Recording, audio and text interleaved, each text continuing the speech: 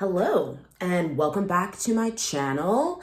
If you are here because of this gut health anti-inflammatory tonic, we will get to it in a minute.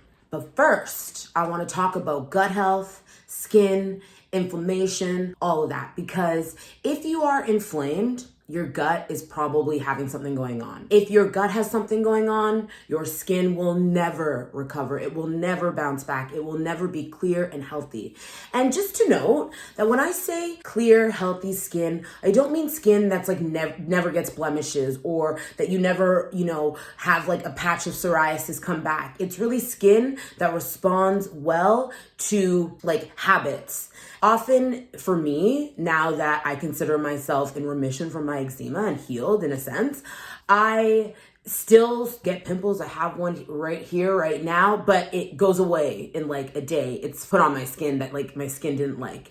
If I get a patch of eczema, I realize that it's like something going on with me. Maybe I'm like not eating well, not sleeping well. Maybe I had to take a medication for something. Then I just have to put my habits back into place and my skin bounces back right away. That bears saying is that healthy skin isn't skin that's perfect. Perfect is not really at play here. It's about healthy skin. When you have gut health issues, your skin is always going to struggle because almost all of our everything is reliant on a healthy digestive system. If you have reproductive issues, your digestive system probably needs some work. If you have immunity issues, your digestive system absolutely needs more work. If you have blood sugar stuff, your digestive system, including your liver, need work. And the reason being is that when our digestion struggles, it pulls so much energy from our body that our body has nothing left to give to reproduction, immunity, blood sugar balance.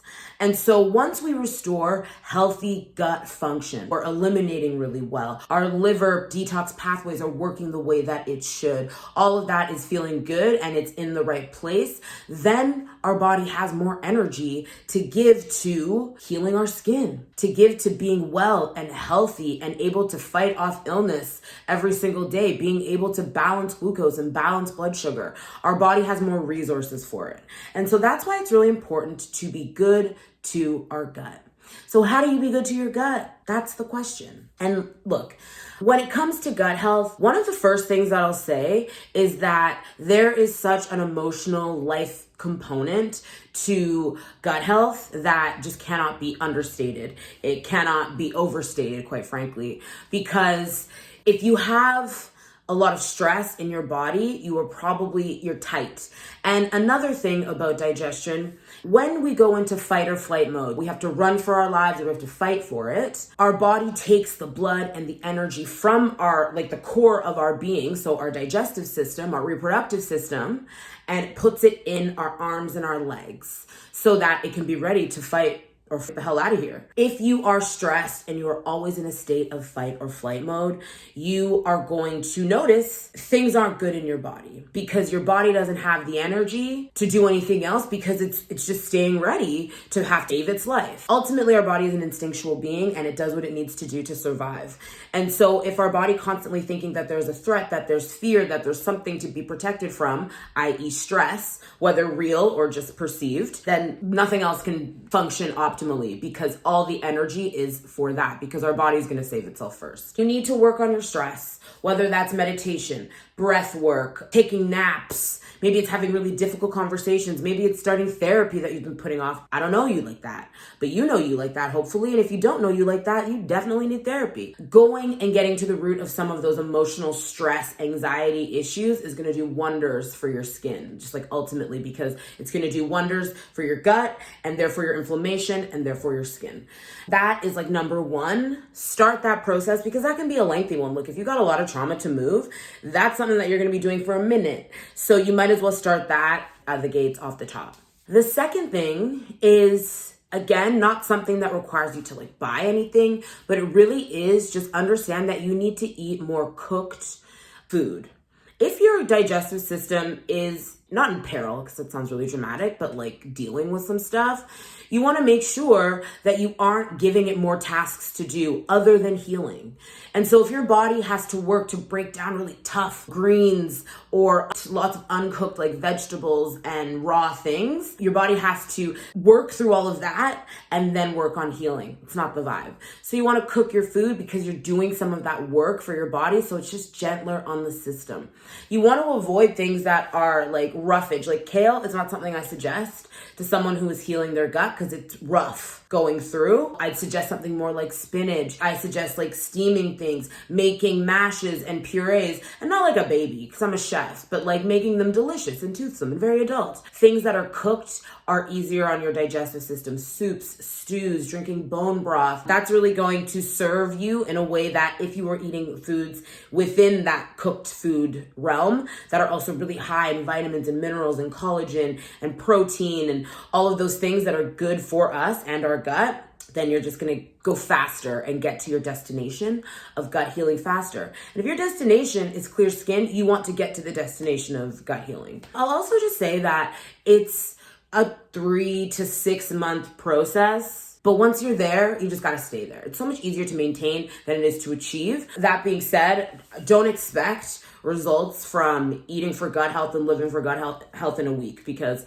you are going to be disappointed. But if you stick with it, you're gonna be so pleased. Okay, so the next thing, so we covered stress management, like getting a hold of that, and warm cooked foods.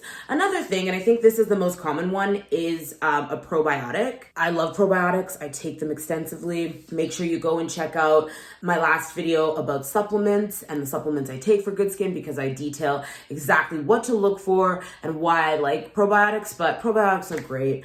But what people often miss is that these probiotics are live. They're living beings. They eat things. So you need to make sure that you're also giving your probiotics prebiotics, which is essentially their food. Things like onions, asparagus has lots of prebiotics, corn has prebiotic fibers, garlic has prebiotic fibers, but you can also take a prebiotic supplement. And if your gut is struggling and you're working to heal it, you might need to get a prebiotic and a probiotic supplement, because they're going to be stronger and more robust to be able to get past all of the struggle that's going on and be absorbed by your body. So that's really important. But ultimately hitting it with prebiotic foods and probiotic foods and the supplements of those things as well. Why not? If you want to heal your gut and you're super motivated, do both. I did both because I was just really motivated. I say all the time that some of the stuff I talk about, people might be like, oh my God, that's so much. And I get that. But for me, it was very much a huge motivator was the fact that I was just in like so much discomfort. It was ruining my life, my eczema, and it really was like changing the way I felt about myself. And I was like, I'll do whatever it takes. You could tell me to lick someone's foot after they walked the streets of Toronto and that would heal my eczema, and I'd absolutely have done it. I always like to like just sprinkle that in, just so you know what we're here for.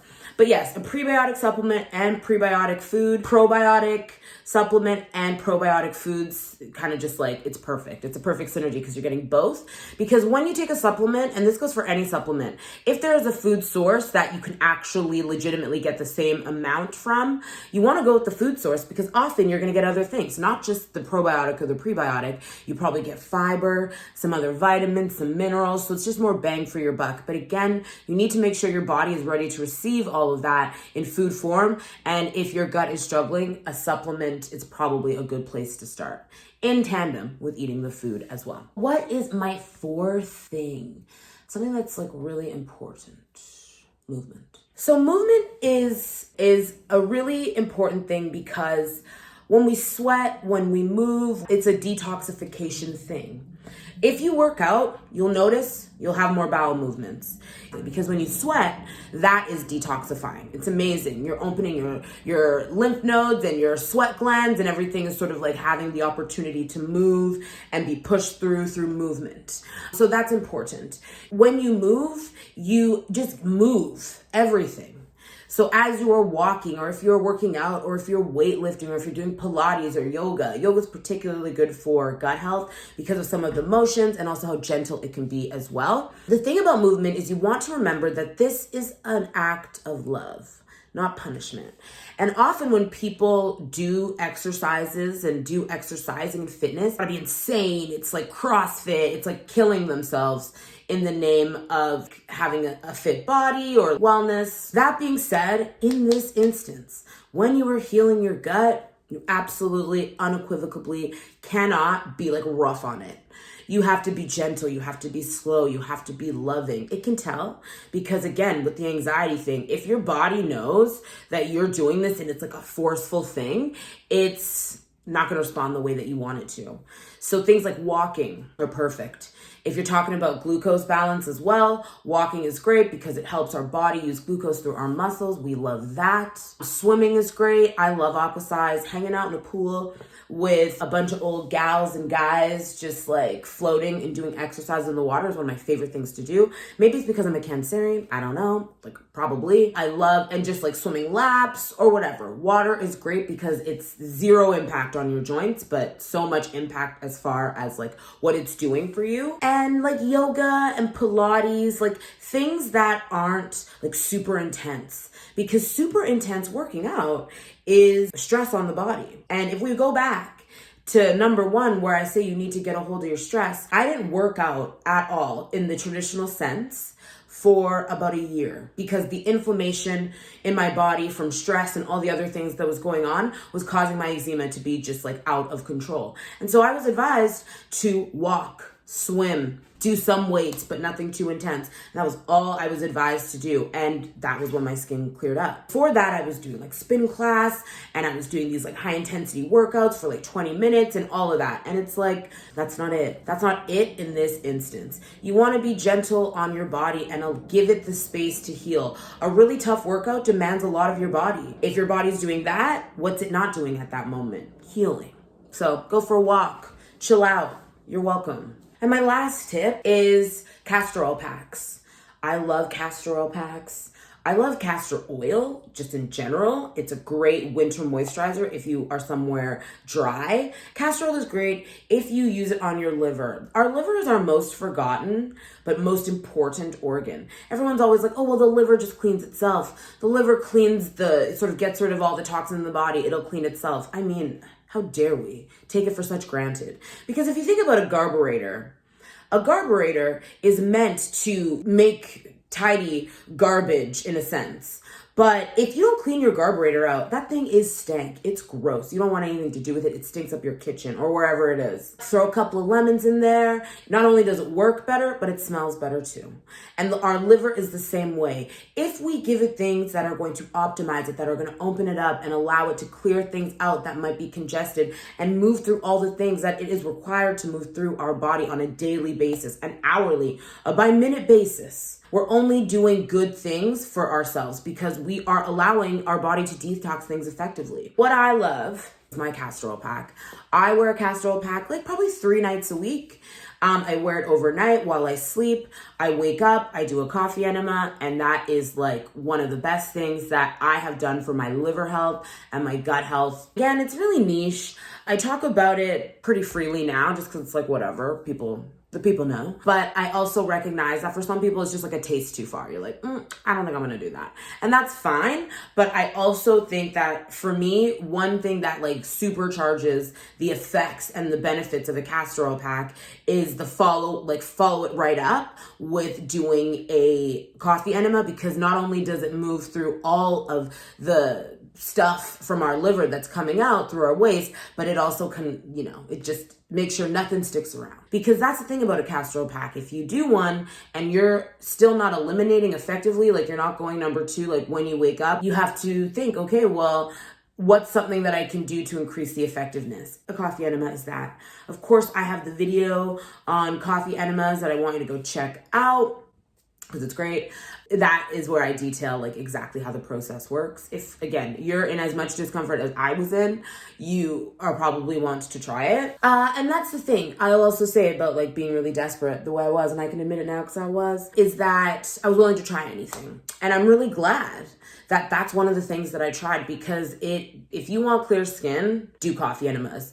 If you really want clear skin, do castor oil packs with coffee enemas, and you will see like your life change.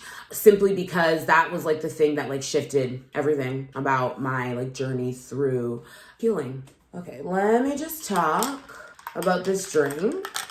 This drink is delicious. So this drink is fantastic because you actually have really bad digestion. My digestion is good. So you don't want to drink too many cold beverages. You always want things to be warm, room temperature or hot, because it's just easier for your body to digest. That being said, my gut is in really good shape, so I have cold drinks on occasion, but if you're really in strife, don't put ice in this. This has everything that your body needs for your liver health. There's lime. Lime and citrus, especially lime and lemon, are really good for our liver. They help to open up those pathways and push out some of those toxins, so it's great. Lemons, limes, we love. Put them in water, put them in this drink, we love it. This also has kefir. Kefir is fermented milk. If you find that milk upsets you, fermented milk probably won't, because part of the job of digestion has already been done by the fermentation process. So your body doesn't have to do the struggle that it struggles with. So give a good brand of kefir or fermented milk a try. There's also some collagen. Collagen is great because it's rich in amino acids. It's got lots of protein. And so that's going to help coat the gut lining and help heal the gut lining. Just some seasonings. Now, I love to use raw honey. If you get raw honey that's like from around where you are, if you can, because it will have things that will help protect you from allergens just in your area, because bees are amazing. My nickname is Bee, and I love that because anything that connects me to such an amazing thing, I'm all for it. And then vanilla. And that is how you make this drink, and it's great. You can make it, put it in the fridge. You could take it on the go. Again, because there is a fermented milk element to it, I simply would make it and I wouldn't add ice, but I would never have this at room temperature or hot because ew. I feel like I just need to say that as a disclaimer. Thinking about your gut health is like the most important thing that you can do when it comes to your skin.